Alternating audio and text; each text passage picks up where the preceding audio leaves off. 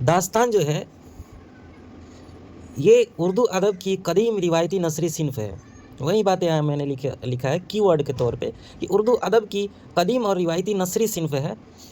अब दास्तान का मतलब होता है कि कहानी, जो हम कहानियाँ पढ़ते हैं किताबों में, बस वही चीज़। तो कहानी में हर एक चीज़ की कहानी आ जाती है, चाहे जादू टोना के बारे में कहानी कही होगी, चाहे किसी की बहादुरी के बारे में कहानी कही जानी हो, किसी के इश्क के बारे में, जैसे लैला मजनू की कहानियाँ मशहूर हुई, सफ़र, यात्रा वृतांत, हिंदी में बोलते हैं उसको यात्रा वृतांत। ये सारी चीज़ें जो है कहानी में हर एक चीज़ आ जाता है। कहानी का अंदाज़ क्या होता है, जब भी हम कहानी सुनते हैं तो किस्सा दर किस्सा अंदाज़ होता है कहानी का, एक किस्से के बाद एक किस्सा, इसी को कहा जाता है कि किस्सा दर किस्सा।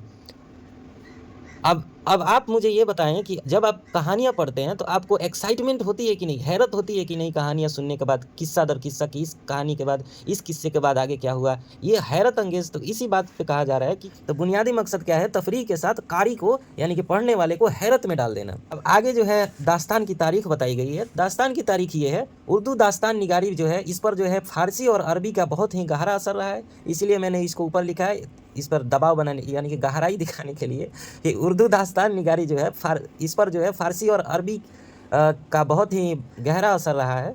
इब्तिदा में मतलब शुरुआत में जो है ज़बानी रिवायतें मशहूर हुई, ज़बानी रिवायतों से जो है दास्तानें जो है मशहूर होती हैं। उसके बाद जो है उरूज़ कब पकड़ता है दास्तान का, तो 18वीं और 19वीं शताब्दी में जो है सदी में जो है दास्तान उरूज़ पकड़ लेता है। इसी से रिलेटेड एक टर्म आता है ये फोर्ट विलियम कॉलेज। याद रखिए, फोर्ट विलियम के कॉलेज के दौर में जो है दास्तान जो है लिखित शक्ल में मिली, लिखित शक्ल में आई।